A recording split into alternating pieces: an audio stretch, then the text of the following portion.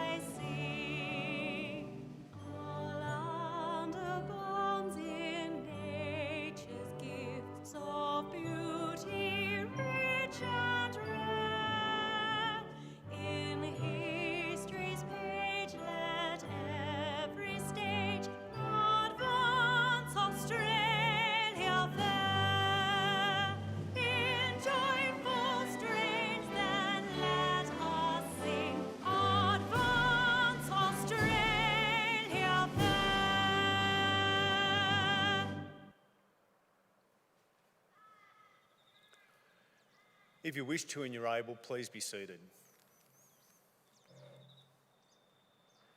The Australian War Memorial was the vision of Charles Bean, Australia's First World War official historian. Bean landed with the Australian troops at Gallipoli and stayed with them at the front through to the end of the war. The idea of this national memorial and museum came to him at Pozières, France, in the depths of the bloody fighting of 1916. Bean's idea was that this would be a place where families and friends could mourn loved ones buried in faraway places. It would also be a place that could help all Australians understand what these men and women had endured and what they had done for us. Bean's vision, to which we remain true, is best expressed as inscribed in the entrance to the memorial's galleries. Here is their spirit, in the heart of the land they loved, and here we guard the record which they themselves made. Tonight, we will read just one of the stories from the Roll of Honour, which lists the names of more than 103,000 men and women who have given their lives for us in war and on operations for more than a century. But first, we present a lament, Flowers of the Forest. Wreaths or floral tributes will now be laid at the base of the pool of reflection.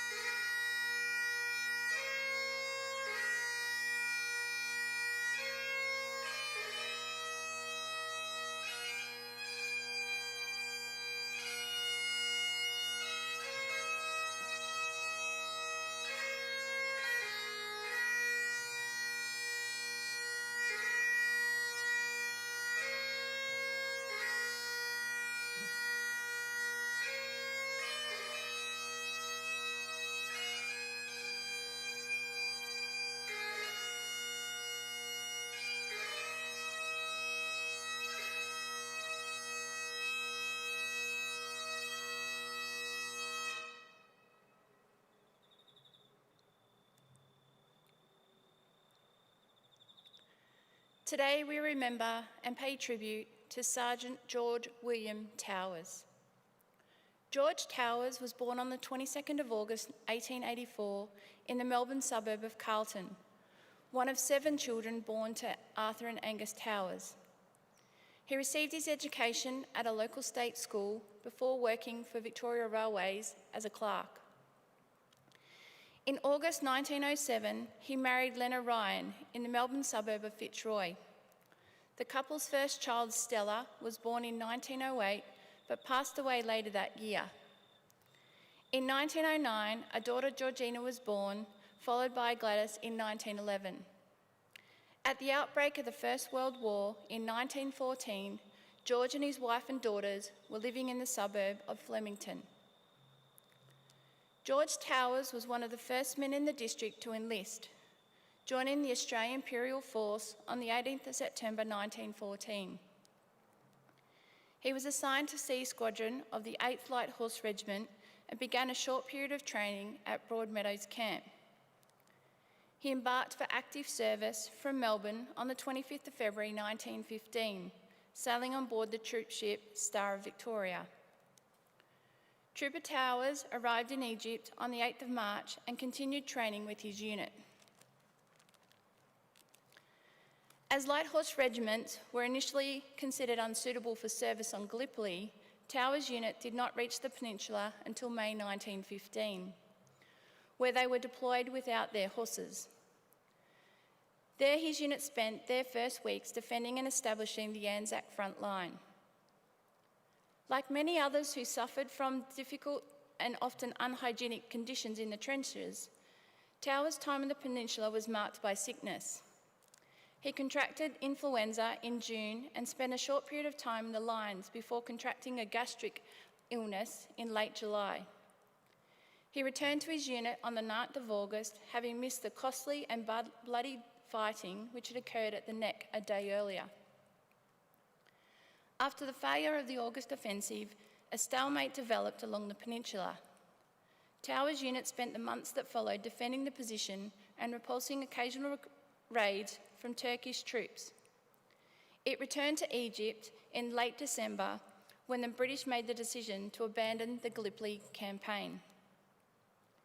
In Egypt, Towers' unit became part of the Anzac Mounted Division before joining the forces defending the Suez Canal in March 1916. Towers suffered an injury to his knee and was hospitalised. It was later decided to return him to Australia for treatment, and he embarked on the 10th of June 1916. Towers spent several weeks in hospital in Australia before being ruled fit for a period of home service. In early February 1917, he joined a group of reinforcements for the 8th Light Horse and returned to the front on board the troop ship Kamala. Towers eventually rejoined his unit in late April 1917, following the second costly battle at Gaza. His unit spent the summer which followed observing and preparing for the offensive which was to come. In October, Towers was promoted to sergeant, ahead of the third attack to take Gaza.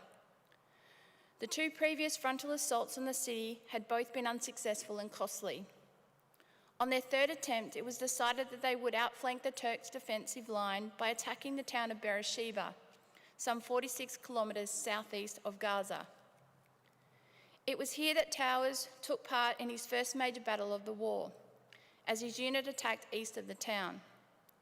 Their assault, combined with the famed cavalry charge of the 4th Light Horse, resulted in the capture of Beersheba on the 31st of October 1917.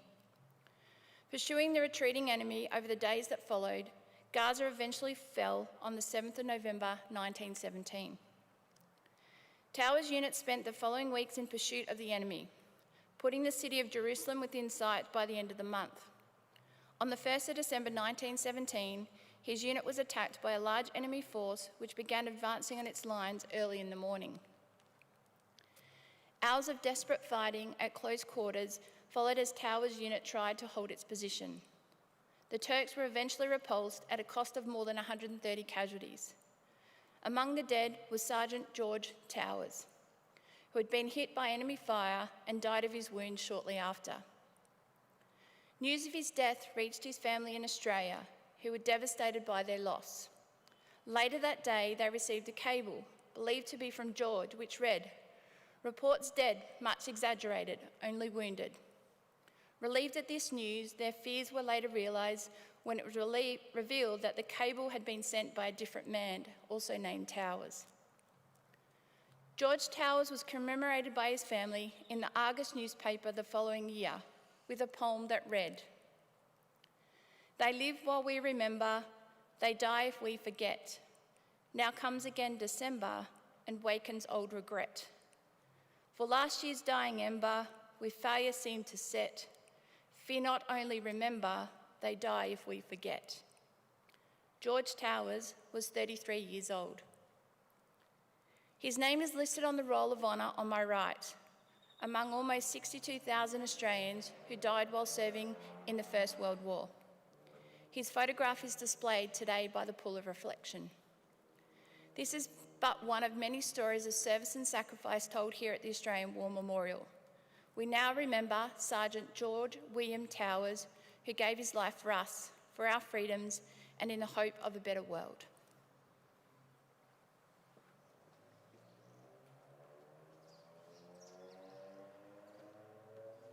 Please stand for the reading of the ode and sounding of the last post.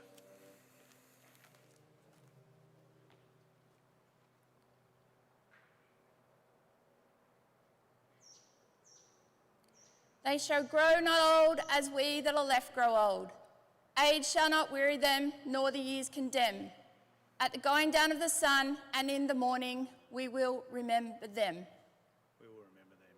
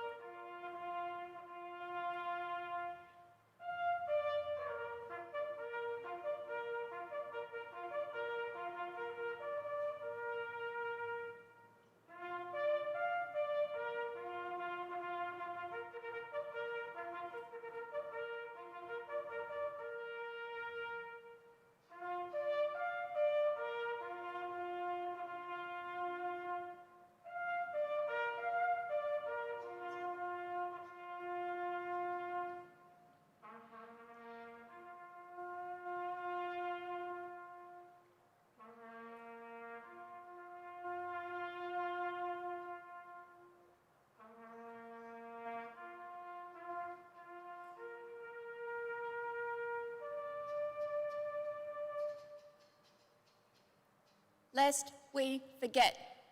Lest we forget.